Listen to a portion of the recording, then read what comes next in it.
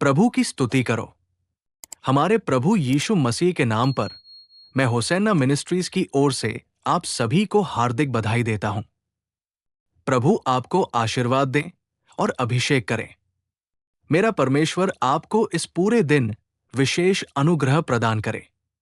प्रिय, आज मैं पवित्र शास्त्र में भक्त याकूब द्वारा लिखे गए पत्र के अध्याय 4 से 10वीं आयत पढ़ूंगा। प्रभु की दृष्टि में दीन बनो और वह तुम्हें ऊंचा उठाएगा। यहां देखो, जैसे एक पिता अपने बच्चों को सिखाता है, वैसे ही परमेश्वर का आदमी एक सुंदर संदेश दे रहा है। प्रभु की दृष्टि में दीन बनने का अर्थ है प्रभु के सामने खुद को प्रस्तुत करना, ताकि हम में उनकी शक्ति, उनकी बुद्धि और उनकी ताकत दिखाई दे। आज मनुष्य इन सभी को प्रदर्शित करने के लिए दौड़ रहा है, इसलिए हर जगह हार, आंसू और दुख बने हुए हैं।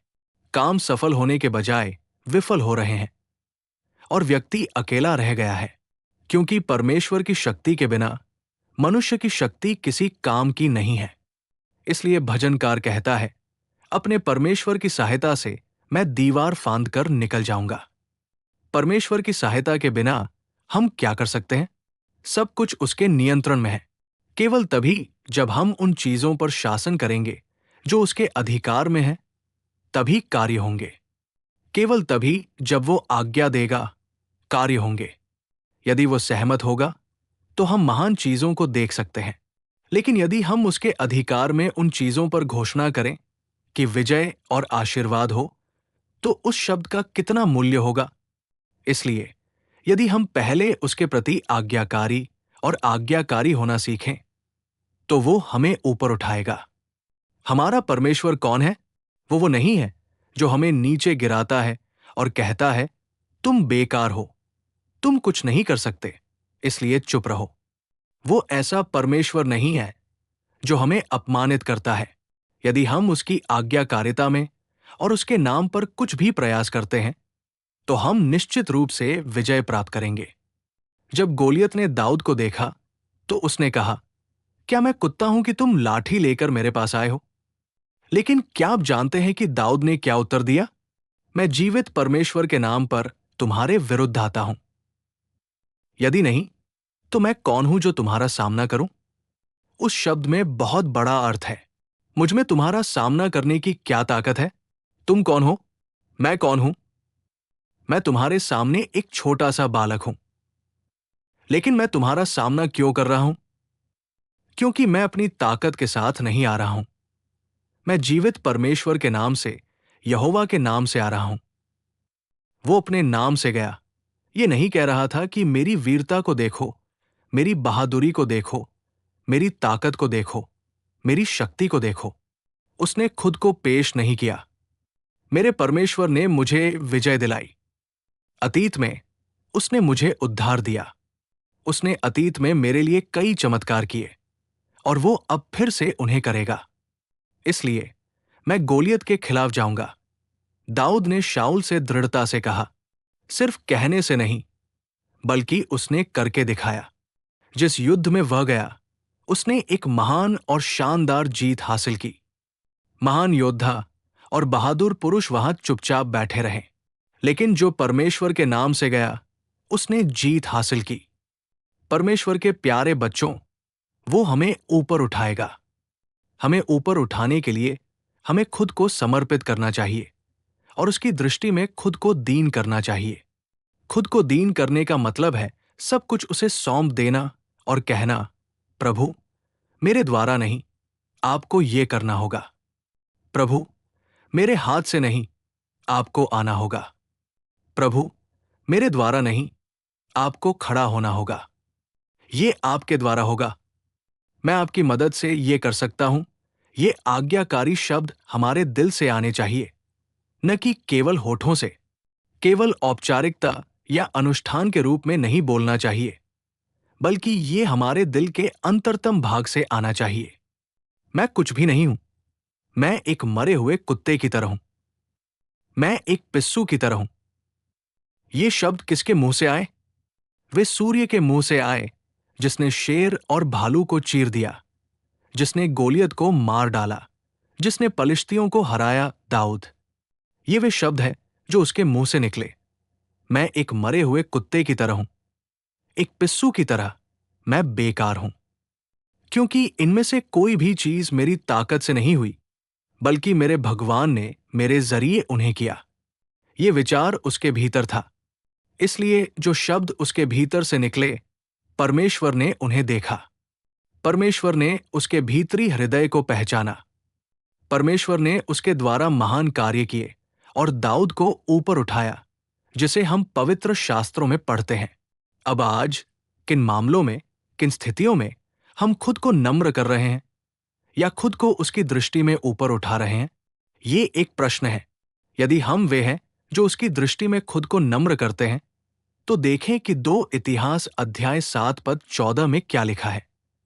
यदि मेरे लोग जो मेरे नाम से कहलाते हैं नम्र होकर प्रार्थना करें और मेरे दर्शन के खोजी हों और अपने बुरे मार्गों से फिरें, तो मैं स्वर्ग से सुनूंगा और उनके पाप क्षमा करूंगा और उनके देश को चंगा करूंगा। देखिए कितने धन्य अनुभव है।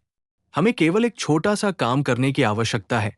यदि हम खुद को नम्र करते हैं और प्रार्थना करते हैं, भले ही हम उस छोटे से हिस्से में वफादार और आज्ञाकारी हों और खुद को नम्र करें और उसकी उपस्थिति में विनती करें, वो स्वर्ग से हमारी प्रार्थना सुनेंगे और सबसे पहले वो हमारे पापों को क्षमा करेंगे।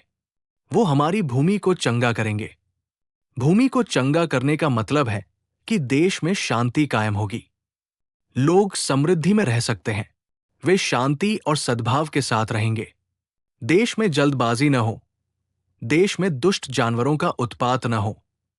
चंगाई लाने का अर्थ है कि हम देश में स्वस्थ परिस्थितियां देख सकें। लेकिन देश में ऐसी स्वस्थ परिस्थितियां कब स्थापित होंगी? जब लोग खुद को नम्र बनाएंगे। आज हम लोगों में ये नम्रता और आज्ञाकारिता नहीं देख पा रहे हैं। लोग विद्रोह कर रहे हैं, कह रहे हैं कि ईश्वर नहीं है। ईश्वर कहाँ है? अगर ईश्वर है तो उसे दिखाओ। मनुष्य अभिमान में मदमस्त होकर ऐसी स्थिति में पहुंच गया है। इसीलिए आज परिस्थितियां बदल रही हैं। हम सोच सकते हैं कि परिस्थितियां इस तरह क्यों बदल रही हैं, लेकिन बात यह नहीं है। हमें सोचना चाहिए कि लोग इस तरह क्यों बदल रहे हैं। ये अभिमान क्या है? ये अहंकार क्या है? अभिमानी लोगों के दिलों में ये विचार क्या उठ रहे हैं? हमें इन पर विचार करना चाहिए और खुद को नम्र बनाना चाहिए। मेरे प्यारे भाइयों और बहनों, जब हम में वो क्रांतिकारी परिवर्तन होगा, तभी हम और हमारा देश स्वस्थ और समृद्ध रह सकेगा और हम आनंद से रह सकेंगे। हमारे पाप क्षमा हो जाएंगे। हमारे अपराध मिट जाएंगे। हम उसके सामने खड़े होकर लगातार उसे पुकारने का आशीर्वाद और योग्यता प्राप्त करेंगे। आज हमें उसके पास जाने और उससे बात करने का विशेषाधिकार है, लेकिन हमारे पाप हमारे और उसके बीच एक दीवार बन गए हैं। हमारे अपराध हमें पीछे खींच रहे हैं। हमारे अधर्म हमें पछाड़ रहे हैं। हम अंधे, बहरे और गूंगे की तरह जी रहे हैं, जीवित लाशों की तरह। क्या ये सच नहीं है? हम किसी और से मदद मांग रहे हैं, कुछ कहते हैं, हमारे लिए प्रार्थना करो, दूसरे कहते हैं, हमारे बारे में थोड़ा सोचो और हमारे लिए बोलो। दूसरों पर निर्भर रहना और उनकी मदद मांगना एक आदत बन गई है। लेकिन मैं अपने लिए उसके पास क्यों नहीं जा सकता? मैं अपने लिए उसे क्यों नहीं पुकार सकता? मैं उसका चेहरा क्यों नहीं देख सकता? मैं उससे बात क्यों नहीं कर सकता? हमारे भीतर ये हलचल इसलिए नहीं उठ रही है क्योंकि हमारे और उसके बीच एक खाई है। वो हमारा अपराध है। उस खाई की वजह से उसके और हमारे बीच अलगाव है। लेकिन ये अलगाव कब दूर होगा? बलिदान या भेंट से नहीं। होमबलि चढ़ाने की कोई आवश्यकता नहीं है, लेकिन पहले हमारे पापों को क्षमा किया जाना चाहिए। हमारे अधर्म को मिटाया जाना चाहिए। उन्हें धोया और शुद्ध किया जाना चाहिए। अगर हम चाहते हैं कि वे शुद्ध हो, तो हमें केवल खुद को विनम्र करने और प्रार्थना करने की आवश्यकता है। वो कुछ और नहीं मांगता। वो कुछ भी अपेक्षा नहीं कर रहा है। वो नहीं मांग रहा है, मुझे खड़ी बलि चढ़ाओ। वो ये नहीं कह रहा है, अपनी संपत्ति मेरे नाम पर लिखो। वो कहता है, मैं तुम्हारे पापों को क्षमा करूंगा। मैं तुम्हारी भूमि को ठीक करूंगा। तुम अपने देश में बिना किसी डर के रह सकते हो। तुम्हें कोई परेशानी नहीं होगी। थोड़ी सी विनम्रता के साथ, यदि तुम अपनी ताकत को पहचानते हो और मेरी उपस्थिति में आते हो, प्रभु कहते हैं, तो हम महान आशीर्वाद, महान पुरस्कार प्राप्त कर सकते हैं। मैं आपको एक और शब्द याद दिलाऊंगा। अगर हम मत्ती 18:04 पढ़ते हैं, जो कोई भी इस बच्चे की तरह खुद को विनम्र करता है, वो स्वर्ग के राज्य में सबसे बड़ा है। देखो कि ये शब्द कितना अद्भुत और आश्चर्यजनक है। अगर हम खुद को थोड़ा नम्र करें, ये हमारे अपने भले के लिए है, हमारे अपने कल्याण के लिए है, हमारे अपने आशीर्वाद के लिए है। हाँ, अगर हम खुद को थोड़ा नम्र करें, तो वो ऐसे लोगों को स्वर्ग के राज्य में महान बनाएगा। वो उन्हें महान बनाएगा। इस दुनिया में अगर कोई थोड़ा महान है, तो उसके साथ कितनी महिमा जुड़ी हुई है, मुझे समझाने की जरूरत नहीं है। अब कल्पना करें कि स्वर्ग के राज्य में महान कहलाना कितना बड़ा होगा। वहां पवित्र स्वर्गदूत होंगे, 24 बुजुर्ग होंगे, इस्राएल के 12 कबीले होंगे।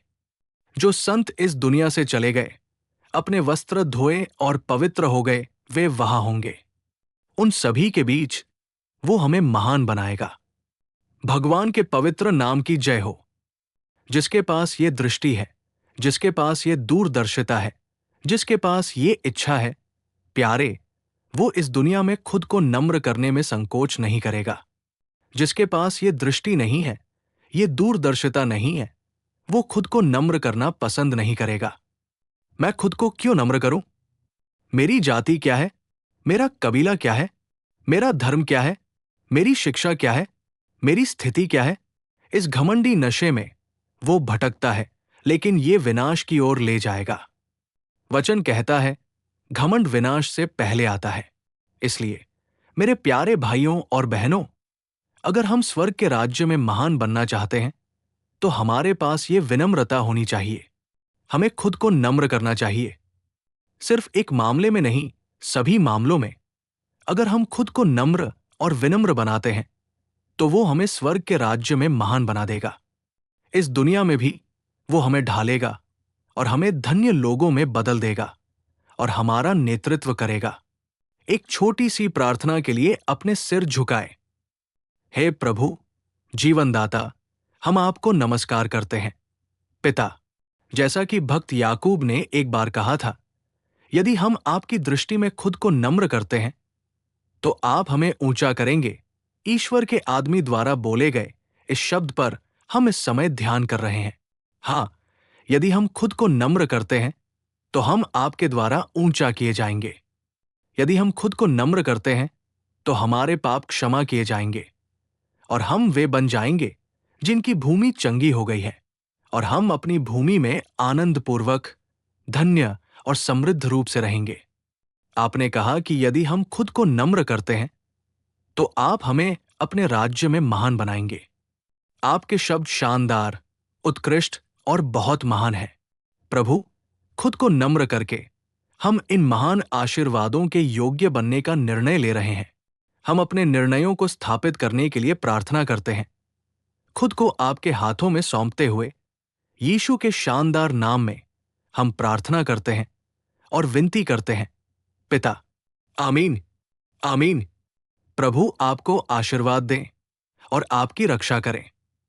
प्रभु की विशेष कृपा आप पर इस पूरे दिन बनी रहे। आमीन। दैनिक अनुग्रह संदेशों और अधिक आध्यात्मिक संदेशों के लिए कृपया हमारे YouTube चैनल को सब्सक्राइब करें।